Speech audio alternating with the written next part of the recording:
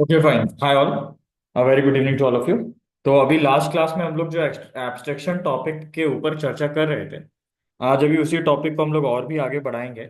और जो एग्जांपल्स हम लोग एब्स्ट्रैक्शन के लास्ट क्लासेस में कर चुके थे, उसके आगे अभी फर्दर हम ये देखेंगे कि आगे भी हम एब्स्ट्रैक्शन का इम्प्लीमेंटेशन किस हिसाब से कर सकते हैं। तो एग्जाम्पल नंबर थर्ड तक हम लोगों ने कंप्लीट किया था, जिसमें कि मैंने आपको ये बताया था कि आप जब एब्स्ट्रैक्शन कर रहे होते हो या फिर जब आप एब्स्ट्रैक्ट क्लास बना रहे होते हो, तो आप जितनी मर्जी उतनी चाइल्ड क्लास बनाओ, लेकिन condition is that child class तब तक बनानी होगी जब तक सारे मेथड की ओवरराइडिंग नहीं हो जाती। ठीक है। एग्जाम्पल नंबर फाइव के ऊपर जब मैं बातचीत करूंगा तो थोड़ा अलग तरीके से पॉइंट क्या है। For the abstract method it is possible to provide any return type. कह रहा है कि जो एब्स्ट्रैक्ट मैथड होते हैं उसको हम किसी भी तरह का रिटर्न टाइप दे सकते हैं। So for the abstract method it is possible to provide any return type. Abstract method के लिए जैसी मर्जी वैसा रिटर्न टाइप दीजिए, कोई दिक्कत नहीं है। अब अगर हम इसको आगे देखें, मान के चलो हम लोगों ने एक क्लास बनाई एम्प्लॉय के नाम से। ठीक।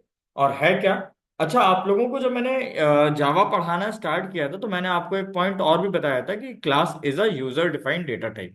We can also say that class is a user defined data type. याद है कि नहीं point? Class is a user defined data type. तो हालांकि रिटर्न टाइप डेटा टाइप जो होते हैं वो इंटीजर, कैर, फ्लोट, बूलियन, ये सारे तो सभी ने पढ़ रखे होंगे। हम लोग जब क्लास के ऊपर बातचीत करेंगे तो आप ये समझ के चलिए कि क्लास भी एक यूजर डिफाइंड डेटा टाइप ही होता है। तो मान के चलो हम लोगों ने एक क्लास बनाई एम्प्लॉय नाम से, और ये एक ब्लैंक क्लास है, इसके अंदर हम कोई लॉजिक नहीं लिख रहे हैं। मान के चलो अभी हम लोगों ने यहाँ पर एक क्लास और बनाई टेस्ट वन के नाम से, और इस टेस्ट वन नाम की क्लास के अंदर मान लो एक मेथड एम वन है, दूसरा मेथड मेरा एम टू है, और तीसरा मेथड जो है वो मेरा एम थ्री है। तो M one M two M three करके मैंने तीन मेथड बना दिए। ये जो एम वन नाम का मेरा मेथड है, मान के चलो ये कैरेक्टर इनपुट लेने वाला है। ये कैसा इनपुट लेगा? Character input. ठीक। दूसरी बात, अगर मैं M2 की बात करूं, मान के चलो मैं इसको बोल रहा हूं कि ये कोई इंटीजर इनपुट यानी आर्ग्यूमेंट एक्सेप्ट करेगा। ये जो M3 है इसको किसी भी तरह के कोई आर्ग्यूमेंट की रिक्वायरमेंट नहीं है। M1 जो है मेरा, वो कैरेक्टर तो लेगा आर्ग्यूमेंट में, बट जो वैल्यू वो रिटर्न करेगा वो इंटीजर टाइप की होगी। इसी तरीके से M2 नाम का जो मेथड है वो इंटीजर वैल्यू लेगा आर्ग्यूमेंट में, बट आंसर जो हमें रिटर्न करेगा वो बूलियन में रिटर्न करेगा। ठीक है। अब एक बात समझो, ये दोनों मेथड हमने डिक्लेयर कर दिए। ये दोनों मेथड क्या कर दिए? डिक्लेयर कर दिए। और इन दोनों ही मेथड को मैंने एब्स्ट्रैक्ट बना दिया। होपफुली ये बात समझ में आ गई होगी। अब ये दोनों मेथड क्यों के एब्स्ट्रैक्ट हैं? तो वेल ऑब्वियस है कि हमारी जो क्लास है वो भी एब्स्ट्रैक्ट ही होने वाली है। अब कहेंगे आप कि सर ये जो M3 नाम का आपने मेथड बनाया इसको कोई डेटा टाइप आपने क्यों नहीं दिया? तो जैसे M2 है वो बूलियन रिटर्न कर रहा है, M1 है वो इंटीजर रिटर्न कर रहा है, M3 क्या रिटर्न करेगा? मैं कह रहा हूं M3 का रिटर्न टाइप एम्प्लॉय है। मतलब क्यों? क्योंकि क्लास एक यूजर डिफाइंड डेटा टाइप होता है, और मेथड हमेशा डेटा टाइप के हिसाब से ही वैल्यू रिटर्न करते हैं। तो मैं कह रहा हूं कि M3 जो है वो EMP टाइप की कोई वैल्यू रिटर्न करेगा, एम्प्लॉय टाइप की। ठीक। और इस मेथड को भी मैंने एब्स्ट्रैक्ट बना दिया। ये लॉजिक हो सकता है आप लोगों के लिए थोड़ा सा नया हो, क्योंकि आप ये चीज पहली बार देख रहे हो कि किसी मेथड को हम रिटर्न टाइप दे रहे हैं क्लास के नाम के बेस पे। तो इसको अभी फर्दर प्रोग्राम बनाते जाएंगे और इस पॉइंट के ऊपर और भी चर्चा करते रहेंगे। ठीक। क्लियर? अब मान के चलो हम लोगों ने एक क्लास बनाई टेस्ट टू के नाम से, जो कि चाइल्ड क्लास है टेस्ट वन की। मतलब test one is now behaving like a parent of test two. ठीक। अब हुआ क्या यहाँ पे? टेस्ट टू ने एक काम किया, उसने M1 का इम्प्लीमेंटेशन कर लिया है, और उसने M2 और M3 का इम्प्लीमेंटेशन करने से मना कर दिया। मान के चलो हम लोगों ने यहाँ पर M1 का इम्प्लीमेंटेशन किया। डिक्लेरेशन तो हमारा यहाँ पर था ही। यहाँ पर हम क्या कर रहे हैं, उसकी डेफिनेशन को लिखेंगे। किस तरह से लिखेंगे आगे समझिए। System dot out dot print, और यहाँ पर एक काम करते हैं कि कैरेक्टर में जो भी वैल्यू आई उसी को प्रिंट करते हैं। तो यहाँ लिख दिया कैर वैल्यू इज। ठीक। और फिर प्लस लगा के मान लो CH को हम प्रिंट कर देंगे, क्योंकि ये इंटीजर रिटर्न कर रहा है। तो मैंने मान लो यहाँ पे रिटर्न रिटर्न करा दिया 100। क्या रिटर्न करा दिया? 100। तो होपफुली आई कैन अंडरस्टैंड कि ये मैं मान के चल रहा हूँ कि आप लोगों को फंक्शन कॉन्सेप्ट अच्छे से आता है। ठीक। तो हम लोगों ने यहाँ पे टेस्ट टू को एज अ चाइल्ड बना दिया, किसका? टेस्ट वन का। अब टेस्ट टू के पास तीन एब्स्ट्रैक्ट मेथड थे, इसने क्या किया, एक को ओवरराइड करके उसका इम्प्लीमेंटेशन लॉजिक लिख दिया, बट इसने दो का लिखने को मना कर दिया। तो अभी भी अगर देखा जाए तो एक नॉर्मल और दो एब्स्ट्रैक्ट मेथड टेस्ट टू के पास बचेंगे। यानी test two is now now abstract class. Again test one भी एब्स्ट्रैक्ट थी, टेस्ट टू भी एब्स्ट्रैक्ट हो जाएगी। क्लियर? अब मान के चलो टेस्ट थ्री नाम से एक चाइल्ड क्लास और है, इसने एक्सटेंड किया टेस्ट टू को, और इसने क्या किया, इसने बेसिकली इंप्लीमेंट कर लिया दूसरे वाले मेथड को, यानी बूलियन एम टू वाला जो मेथड था ना हमारा। ठीक, इंटीजर है, ठीक, पूरा लॉजिक तो अभी सेम ही लिखेंगे डेफिनेशन में। और यहाँ पर क्या हो रहा है, सेम एज इट इज कि यहाँ पे जो कैरेक्टर वैल्यू प्रिंट कराई थी, यहाँ मान के चलो कि आर्ग्यूमेंट में जो भी इंटीजर वैल्यू आएगी, मैं उस इंटीजर वैल्यू को प्रिंट कराने में इंटरेस्टेड हूँ, और वो वैल्यू स्टोर है ए में, तो ए को प्रिंट करेंगे। बूलियन रिटर्न करेगा, मान के चलो मैंने इससे रिटर्न करा दिया टू। क्लियर? अब अभी अगर देखा जाए तो टेस्ट थ्री के पास एक नॉर्मल और दो एब्स्ट्रैक्ट आए थे, एक को इसने ओवरराइड कर दिया, तो अब इसके पास दो नॉर्मल और एक एब्स्ट्रैक्ट मेथड बचा है। तो हम ये बोल के चलते हैं, क्लास लिखना तो रह ही गया था, है ना, और इसको भी हम क्या बना देंगे, एब्स्ट्रैक्ट, क्योंकि इसके पास अभी भी एक एब्स्ट्रैक्ट मेथड है। ठीक। अच्छा एक चीज काम करते हैं, ज्यादा एब्स्ट्रैक्ट एब्स्ट्रैक्ट नहीं खेलते हैं, इसको क्लास टेस्ट थ्री में ही सब कुछ इंप्लीमेंट कर देते हैं। अब तीसरा जो मेथड है वो ईएमपी एम थ्री टाइप का है। तो हमने यहाँ पे क्या किया, यहाँ पर हमने उसको भी डिफाइन नहीं कर दिया, लगे यहाँ। ठीक, यहाँ पर हम क्या मैसेज देंगे,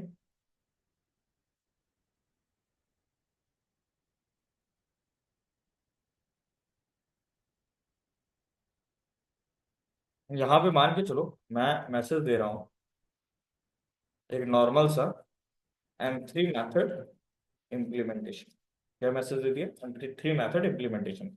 अब एक चीज समझो, ये तो बूलियन रिटर्न कर रहा था, ठीक है, ये इंटीजर रिटर्न कर रहा था, ये भी ठीक है, लेकिन ये बंदा जो है ये ईएमपी को रिटर्न कर रहा है। तो एक चीज समझना, जब भी आप किसी मेथड को रिटर्न टाइप क्लास के नाम पे देते हो, तो वो मेथड हमेशा जो है ऑब्जेक्ट को रिटर्न करता है। किसको रिटर्न करता है? ऑब्जेक्ट को। यानी जो एम थ्री मैथड है क्या रिटर्न करेगा, एम थ्री मैथड रिटर्न करेगा एम्प्लॉय क्लास का ऑब्जेक्ट। क्या रिटर्न करेगा ये, एम्प्लॉय क्लास का ऑब्जेक्ट। अब अगर देखा जाए तो टेस्ट थ्री के पास तीनों ही नॉर्मल हो गए, तो यानी ऑब्जेक्ट भी हम यहीं पे बना सकते हैं। तो ऑब्जेक्ट बनाने के लिए आपको बनाना पड़ेगा मेन मेथड। क्या मेरी बात यहां तक सबको समझ में आ रही है, कोई दिक्कत, यहां तक लॉजिक क्लियर है, यस और नो? कोई पॉइंट अगर ना समझ में आया तो बता दो।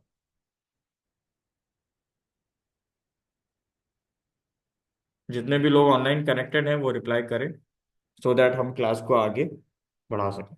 भैया आपने जो रिटर्न न्यू नाम से बनाया फंक्शन बनाया है क्या? ये ऑब्जेक्ट है बेटा, न्यू कीवर्ड से क्या बनता है, ऑब्जेक्ट ही तो बनता है ना। ठीक है।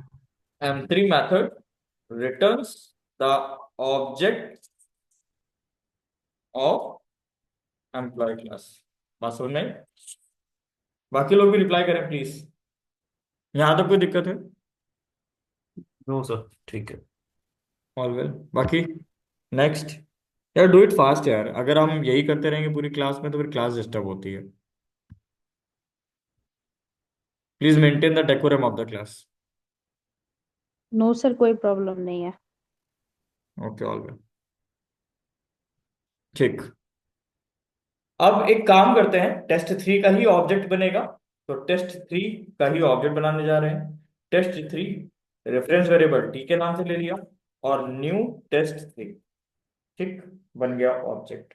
अब एक चीज सुनो, M1 को कॉल करना है। M1 क्या टेस्ट थ्री के पास है? बिल्कुल है, क्योंकि इसने टेस्ट टू को एक्सटेंड किया था। टेस्ट टू ने क्या किया था, M1 का लॉजिक लिखा था, ठीक है, टेस्ट थ्री के पास M1 है। M1 जो मेथड है वो इंस्टेंस है कि स्टैटिक है, ये बताइए। M1 मेथड इंस्टेंस है कि स्टैटिक है? वेल ऑब्वियस है कि इंस्टेंस है, क्योंकि उसमें स्टैटिक कीवर्ड नहीं लगा है। यस और नो? Yes sir. तो इंस्टेंस को स्टैटिक में कैसे कॉल करते हैं, रेफरेंस वेरिएबल की मदद से, हाँ जी और ना जी? तो क्या लिखेंगे, हाँ। T dot M one. और M1 जो है वो हमसे एक कैरेक्टर इनपुट भी चाहता है। तो मान लो हम लोगों ने यहां पर एक कैरेक्टर इनपुट में एट द रेट दे दिया, क्या पास कर दिया, एट द रेट। ऐड। ठीक। बट एक बात समझो, ये जो m1 है ये कोई इंटीजर टाइप की वैल्यू रिटर्न कर रहा है। तो उस इंटीजर टाइप की वैल्यू को होल्ड करने के लिए मुझे एक इंटीजर टाइप का वेरिएबल इसको असाइन करना पड़ेगा। क्योंकि m1 को कॉल तो कर लिया, इनपुट मांग रहा था कैरेक्टर में, वो भी दे दिया, बट वो एक इंटीजर वैल्यू रिटर्न कर रहा है। तो वो जो इंटीजर वैल्यू रिटर्न कर रहा है उसको होल्ड करने के लिए एक इंटीजर वेरिएबल चाहिए होगा। तो हमने ए में रख लिया। अब एक काम करो, ए को प्रिंट कर देते हैं। ए को क्या करते हैं, प्रिंट कर लेते हैं। मैसेज क्या दे दिया, मान लो मैसेज दे दिया m1 रिटर्न वैल्यू इज। ठीक। और क्योंकि आंसर ए में है तो ए को यहाँ पे प्रिंट करेंगे। Same as it is m2 को कॉल कर लेते हैं। अब m2 भी इंस्टेंस मेथड ही है तो ये भी ऑब्जेक्ट के रेफरेंस से ही कॉल होगा।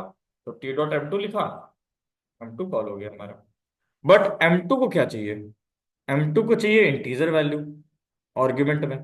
मान लो यहाँ पे पास कर दिया 1 1 1, कोई दिक्कत नहीं। अब ये कैसी वैल्यू रिटर्न कर रहा है, m2 रिटर्न कर रहा है बूलियन वैल्यू। तो जो आप यहाँ पर वेरिएबल इसको असाइन करोगे वो भी बूलियन टाइप का ही होगा। यानी m2 को कॉल तो कर लिया बट इसको होल्ड कौन कर रहा है, p नाम का एक वेरिएबल जो कि बूलियन टाइप का है। होपफुली ये बात क्लियर होगी। ठीक। अब हम यहाँ पे क्या करेंगे, b को प्रिंट कर लेंगे तो हमको ये पता चल जाएगा कि एक्चुअल में आंसर b में गया क्या है, मतलब क्या रिटर्न हुआ है। ठीक। Same as it is m3 को कॉल कर लेंगे तो टी डॉट m3 कॉल हो गया। बट एक बात, ये कैसी वैल्यू रिटर्न कर रहा है, ये एम्प्लॉय टाइप की वैल्यू रिटर्न कर रहा है। तो जो वेरिएबल इसको असाइन करेंगे वो भी एम्प्लॉय टाइप का ही होना चाहिए। तो employee equals to T dot m3। ठीक। अब ई की वैल्यू प्रिंट कर लो ताकि समझ में आ जाए कि क्या रिटर्न हुआ है। तो m3 रिटर्न वैल्यू इज, और यहाँ पे हमने मान लो ई को रिटर्न कर दिया। मेरी बात समझ में आ गई होगी। अब अगर देखा जाए तो एक बात लॉजिकली सोचिए, देखिए रन वन तो सब कुछ बाद में हो जाएगा। एक बात जरा लॉजिकली आप लोग सोचिए कि इस प्रोग्राम का आउटपुट क्या आना चाहिए, बता पाएगा कोई। 2 मिनट का ब्रेक लीजिए, आराम से सोच लीजिए कि इस प्रोग्राम का आउटपुट क्या आना चाहिए।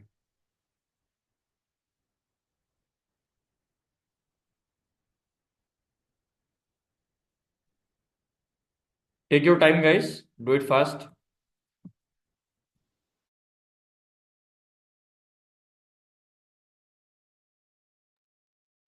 ABE। हाँ जी। ये आएगा ABE, आउटपुट जो आएगा। नहीं, देखो, सबसे पहले आप कर क्या रहे हो कि m1 मेथड को कॉल कर रहे हो। ठीक। अब m1 मेथड को अगर कॉल कर रहे हो तो m1 मेथड यहाँ पे है, ये कॉल हो जाएगा। और इसके अंदर हो क्या रहा है, सबसे पहले कैरेक्टर वैल्यू इज और ch को प्रिंट कर दिया गया। यानी आंसर क्या आएगा, कैरेक्टर वैल्यू प्लस। इज, और ch में क्या गया है, एट द रेट। तो आंसर आया character value is at the rate, print हो गया। चलो ये वाली लाइन एग्जीक्यूट हो गई। फिर system dot out dot println में हमने m1 की रिटर्न वैल्यू को भी प्रिंट कराया, यानी ए को प्रिंट किया। अब ए में क्या स्टोर होगा, m1 का रिटर्न। तो m1 ने रिटर्न कितना किया था, 100। तो यानी क्या प्रिंट हो जाएगा ए की जगह पे, m1 रिटर्न वैल्यू इज 100, हाँ या ना। पहले में प्रिंट क्या हुआ, character value is at the rate, फिर क्या प्रिंट हुआ, m1 रिटर्न वैल्यू इज 100। क्या यहां तक बात समझ में आई। हाँ जी। फिर m2 को कॉल किया। अब जब आपने m2 को कॉल किया तो इसने क्या किया, इंटीजर लिया, सर। और आंसर क्या प्रिंट हो रहा है, इंटीजर वैल्यू इज, और a की वैल्यू प्रिंट हो जाएगी। तो आंसर आएगा इंटीजर वैल्यू इज 111, क्योंकि a में क्या गया, 111। तो मैसेज आया इंटीजर वैल्यू इज 111। चलो ठीक है। फिर आपने क्या किया, फिर आपने प्रिंट कराया m2 return value is b। तो m2 ने रिटर्न किया कितना था, कितना रिटर्न किया था m2 ने, ट्रू। तो आंसर आएगा m2 return value is true. फिर आपने m3 को कॉल किया। तो m3 का क्या लॉजिक है, यहाँ पे ये मैसेज प्रिंट हो जाएगा m3 मेथड इम्प्लीमेंटेशन। और ये रिटर्न क्या कर रहा है, जो भी रिटर्न कर रहा है वो तुम ई में स्टोर कर रहे हो। और ये रिटर्न क्या कर रहा है, उसका ऑब्जेक्ट रिटर्न कर रहा है, हाँ या ना। तो ऑब्जेक्ट रिटर्न करने का मतलब क्या प्रिंट होना चाहिए, ये भी प्रिंट करेंगे तो समझ में आ जाएगा।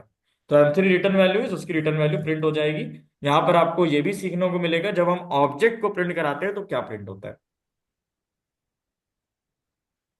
क्लियर, अभी समझ में आया। जी हाँ sir. Ji.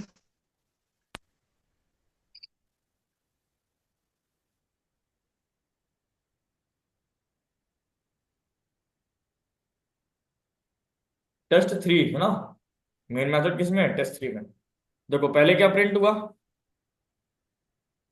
Character value is the at the, देखो जो आंसर बताया था वो आ रहा है कि नहीं, ध्यान से समझो पहले उस चीज को। जी सर।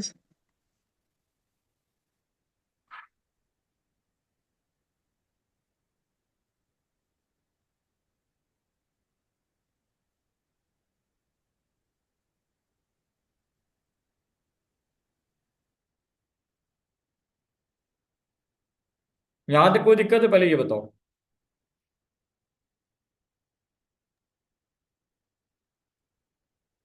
ये प्रोग्राम समझ में आया? हाँ समझ आ गया। कोई दिक्कत? अब एक चीज समझो। अब आपको मैं यहाँ पे ये भी बता देता हूँ कि जब हम किसी ऑब्जेक्ट को प्रिंट करते हैं तो कुछ इस तरीके से क्यों आ रहा है, क्या रीजन है इस तरीके से आने का। देखो, इसको बोलते हैं हैश कोड। क्या बोलते हैं? Hash code.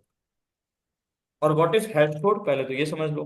देखो पहले तो ये समझो, आउटपुट जब हम ऑब्जेक्ट को प्रिंट करते हैं, जब हम आउटपुट में ऑब्जेक्ट को प्रिंट करते हैं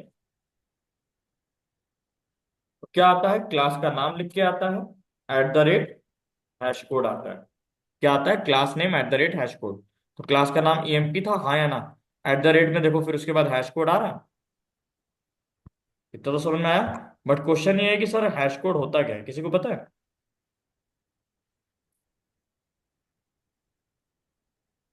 क्यों चंदन, बता पाएंगे? नो। तो ऐसे समझो, सर हैश कोड जो नहीं होता है, पता। हाँ बताइए बताइए बताइए। सर पता ही नहीं तो बताए क्या। अच्छा कोई बात नहीं, मैं बता देता हूँ। मैं लिख ही दे रहा हूँ पूरा ताकि याद भी रहे, प्लस इसको आप कहीं राइट डाउन भी कर लें। क्या लिखा है? हैश कोड जो होता है वो एक इंटीजर नंबर होता है जो कि यूनिक होता है। और ये करता क्या है? किसी भी ऑब्जेक्ट का मेमोरी एड्रेस या फिर उसकी आइडेंटिटी को प्रिंट कर देता है। मतलब उसकी आइडेंटिटी रिप्रेजेंट करता है हैश कोड। किसकी आइडेंटिटी? ऑब्जेक्ट की आइडेंटिटी या फिर ऑब्जेक्ट का एड्रेस। तो hash code is nothing, it is object identity बोल सकते हो उसको, या फिर कोड क्या बोल सकते हो? ऑब्जेक्ट एड्रेस बोल सकते हो। कोई दिक्कत?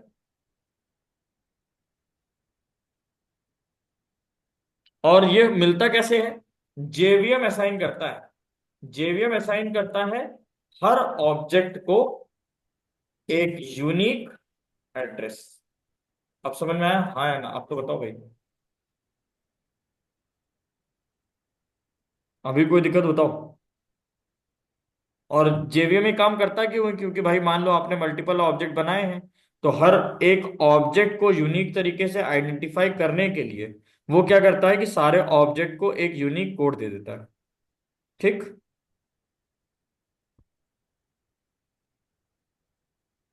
अरे हाँ या ना तो बोला करो, कैसे काम चलेगा? या काम ही चलाना है क्या सिर्फ? मैं एक एक करके नाम नहीं लूंगा सबके, जल्दी जल्दी बोलो, आया हाँ या ना? हाँ सर आ ठीक गया है सर। सर। कोई डाउट हो तो पूछ लिया करो यार तुरंत, शर्माने की कोई जरूरत नहीं है, कोई भी डाउट हो सीधा पूछ। डाउट होगा तो पूछ लेंगे आपसे, शर्माओ क्यों। हम्म। शर्माना तो होता ही नहीं क्लास में। चलो, now move to the next example. हाँ, अगला पॉइंट क्या लिखा हुआ है? It is possible to override non abstract method as a abstract method in child class. इस पॉइंट का मीनिंग कोई निकाल पाएगा? क्या मतलब निकल रहा है इस बात का?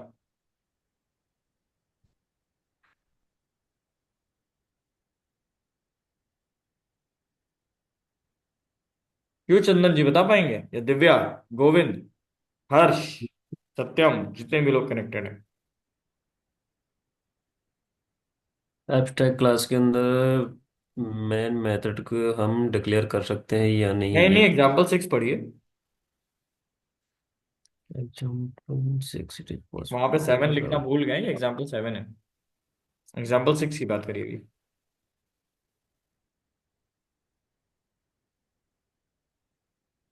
क्या कहा जा सर रहा ये है? शायद हाँ हो रहा है कि नॉन ऑब्जेक्ट मेथड है हाँ। वो चाइल्ड क्लास में क्या एब्स्ट्रैक्ट मेथड की तरह काम कर सकते, ऐसा मेरी सर सोच कह रही है, अब आप वेरी बता गुड, दीजिए। Very good, very good, well done. बहुत बढ़िया, सही समझे हो। देखो अभी तक तो हम लोग ये पढ़ रहे थे कि मान लो एब्स्ट्रैक्ट क्लास के अंदर कोई मेथड है तो वो एब्स्ट्रैक्ट ही होगा, बट उसको ओवरराइड कौन करता है दिव्या? चाइल्ड, है ना? बट अभी क्या है, मतलब समझ रहे हो कि मतलब ये समझो कि पेरेंट का कोई डिसीजन था, चाइल्ड ने क्या करा कि उसको चेंज कर दिया। अभी तक तो ये हो रहा था, बट अब क्या है, पेरेंट का कोई डिसीजन ही नहीं था। डिसीजन किसने लिया? चाइल्ड ने अपने हिसाब से लिया। मेरी बात समझ में आ रही है?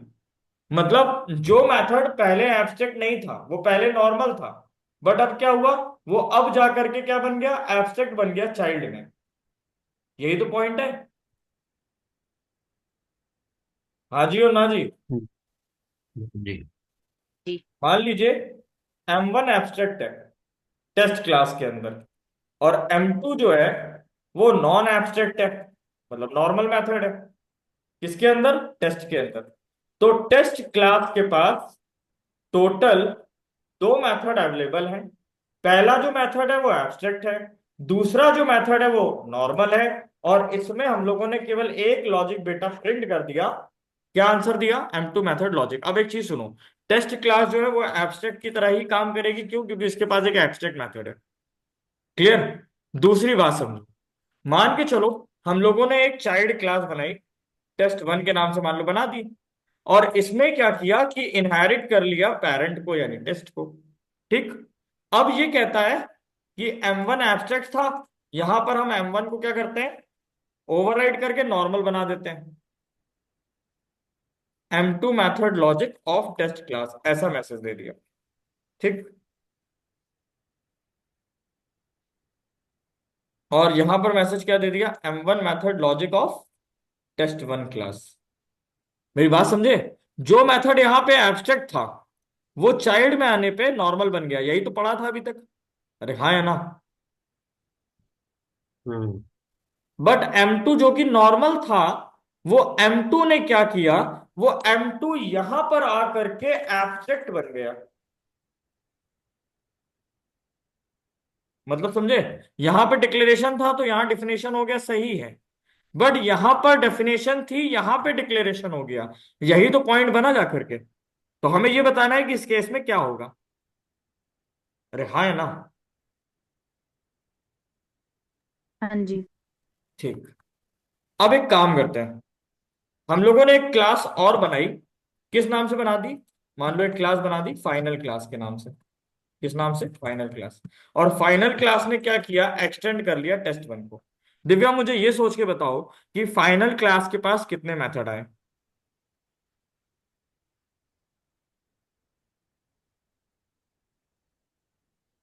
चंदन बता पाओगे? फाइनल क्लास के पास, फाइनल क्लास ने टेस्ट 1 को एक्सटेंड किया, तो फाइनल क्लास के पास कितने हाँ, मेथड आएंगे? दो हो गए भैया। फाइनल के दो पास हो गए। कौन कौन से? M1 दोनों और में M2। से ले लिए। हम्म। नॉर्मल कौन सा है? M1। और एब्स्ट्रैक्ट कौन सा है? M2। तो M2 वाले को ओवरराइड करने की जिम्मेदारी किसकी होगी? फाइनल। फाइनल की, हाँ है ना? क्यों? क्योंकि उसका रीजन ये है कि हम लोगों ने लास्ट क्लास में एग्जांपल 3 में ये पढ़ा था कि जो मर्जी पूरे प्रोग्राम के अंदर करो लेकिन ऑब्जेक्ट तभी बनेगा जब सारे मेथड ओवरराइड हो चुके होंगे। हाँ या ना? हाँ जी। ठीक। मतलब मान लो वही बात है, ग्रैंडफादर ने कोई कोठी बनवा दी, वो कोठी तुम्हारे पिताजी को मिल गई, बट तुम्हारे पिताजी ने उस कोठी को किसी भी तरीके से यूज नहीं किया। बट तुम जब बड़े हुए तो तुमने कहा कि वो दादाजी वाली जो कोठी थी उसको हम यूज करना चाहते हैं। मतलब समझ रहे हो कि M2 जो है, दादाजी खूब यूज करते थे उस कोठी को, बट दादाजी ने क्या किया तुम्हारे, कि उठा करके वो कोठी तुम्हारे पिताजी को दे दी। तुम्हारे पिताजी ने कहा कि हमें इसकी जरूरत नहीं, उन्होंने उसमें ताला मार दिया। बट जब तुम बड़े हुए तो तुमने कहा कि हम इसका लॉजिक इंप्लीमेंट करेंगे, हम उसको यूज करेंगे। ये कहानी यहाँ पे मतलब बैठ रही है ना फिट? हम्म। ठीक। यहां पर हम लिख देते हैं, ये M2 मेथड जो है ये किस क्लास का है? M2 method logic of which class? Final class. Test class. Final final. Class. ठीक। अब एक बात बताओ, मेन मेथड कहाँ बनेगा? यहीं बनेगा? हाँ।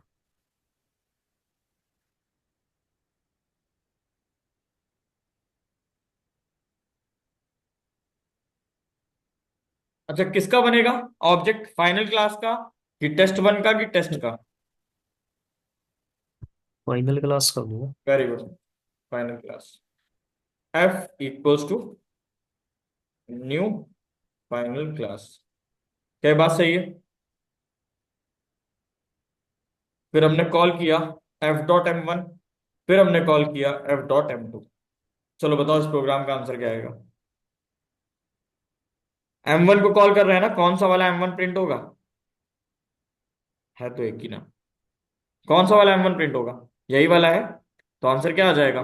M1 method logic of test one class. Yes और नो? से हाँ जी और ना जी। यस और नो? यस। सर ठीक। फिर M2 को कॉल कर रहे हैं, तो M2 कौन सा वाला कॉल होगा, टेस्ट वाला या फिर फाइनल क्लास वाला? फाइनल क्लास वाला। वेल ऑब्वियस है, फाइनल क्लास वाला।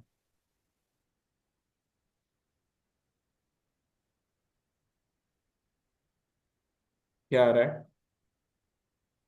हाँ, टेस्ट वन को एब्स्ट्रैक्ट नहीं बनाया था ना, क्योंकि इसके पास एक एब्स्ट्रैक्ट था, तो यहाँ पे एब्स्ट्रैक्ट लिखना जरूरी है, इसलिए एरर आ रही है।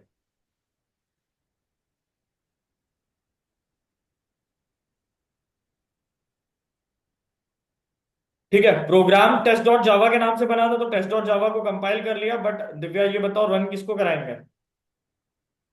यहाँ पे क्या लिखेंगे, जावा आगे?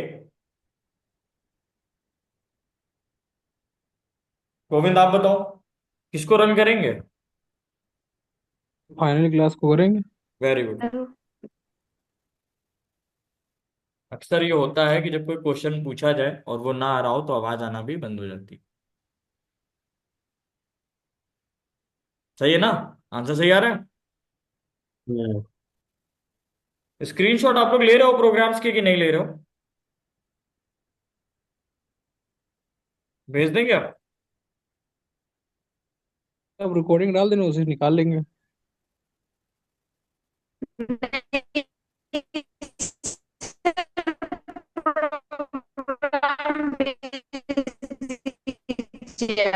या कुछ कहना चाह रही है लेकिन जो है नेटवर्क कहने नहीं दे रहा।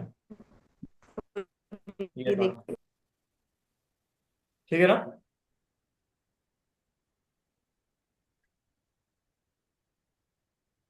दोनों प्रोग्राम भेज दिए मैंने। अगला कॉन्सेप्ट क्या लिखा है, एग्जाम्पल नंबर 7 क्या लिखा है, वहां 7 लिखना भूल गए। क्या लिखा है?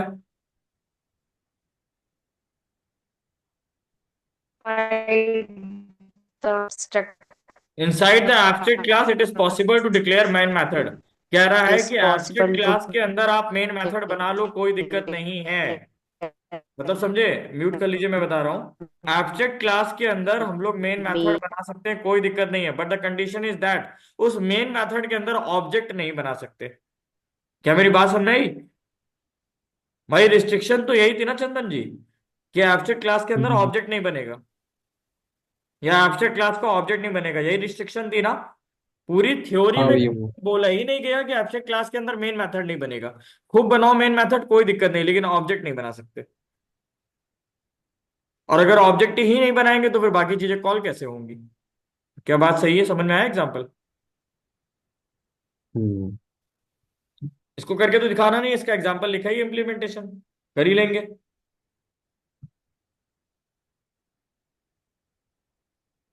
अरे हाँ है ना?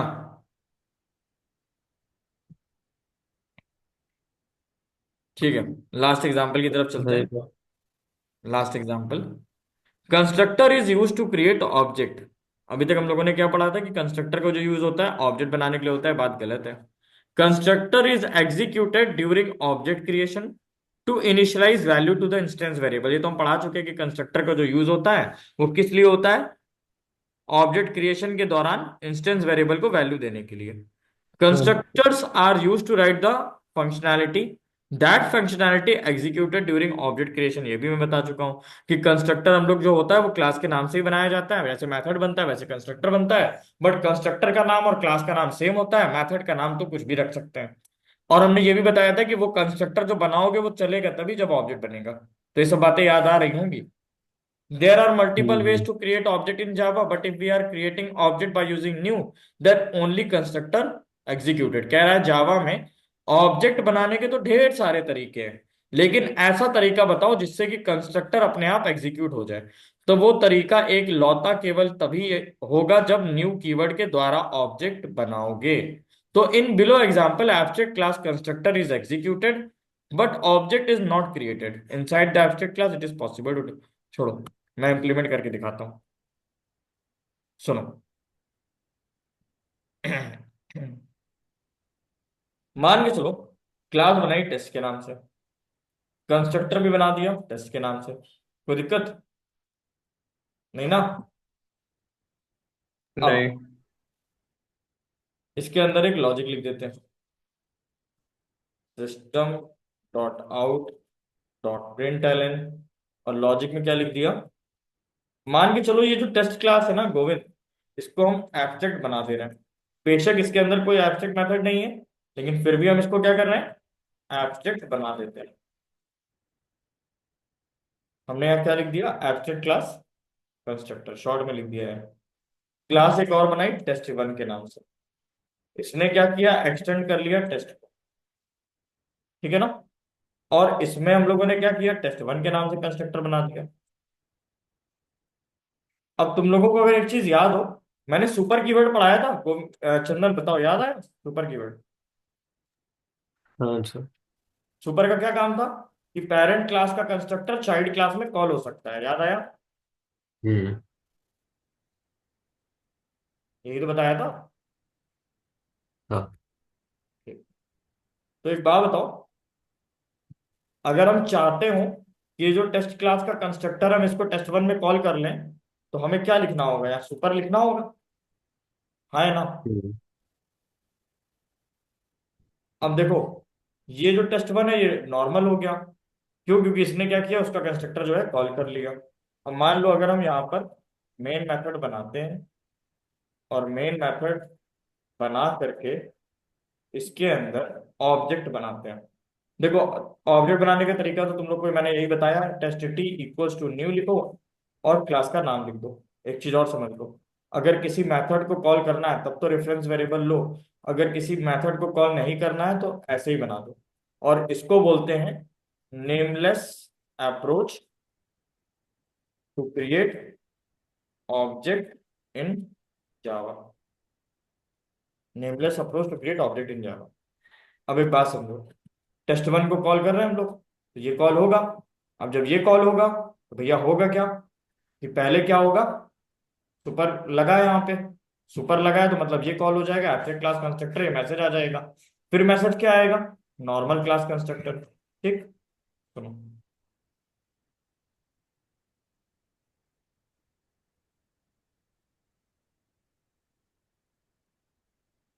आ गया एब्स्ट्रैक्ट क्लास कंस्ट्रक्टर और नॉर्मल क्लास कंस्ट्रक्टर, ठीक है ना। यहां तक कोई दिक्कत हो तो बताओ। नो। नहीं ना। अब एक काम नहीं। समझो, हम यहाँ पर थोड़े से लिटिल बिट चेंज करते हैं, एब्स्ट्रैक्ट मेथड को नॉर्मल मेथड बनाना है, या फिर नॉर्मल मेथड को एब्स्ट्रैक्ट मेथड बनाना है। अच्छा एक बात बताओ, ये तो समझ में आ गया होगा। ये बताओ, एब्स्ट्रैक्ट मेथड को नॉर्मल मेथड कैसे बनाएंगे, वो तो समझ में आ गया ना, कि पेरेंट में एब्स्ट्रैक्ट होगा बट चाइल्ड में आके नॉर्मल हो जाएगा, है ना। हम्म। या फिर नॉर्मल को एब्स्ट्रैक्ट कैसे बनाएंगे, कि पेरेंट में नॉर्मल था तो चाइल्ड में आके एब्स्ट्रैक्ट हो गया। क्या ये बात समझ में आई ना। हाँ जी। ठीक है, एक काम करते हैं, एब्स्ट्रैक्शन अभी फिलहाल यहीं खत्म हो गया हमारा। कल हम लोग आगे जो है कुछ इसके डाउट क्वेश्चंस करेंगे, अभी आज आप लोग इसको प्रैक्टिस करो पहले, ठीक। ओके, हम्म। कल हम लोग एब्स्ट्रैक्शन के कुछ और अच्छे क्वेश्चन करेंगे, अभी फिलहाल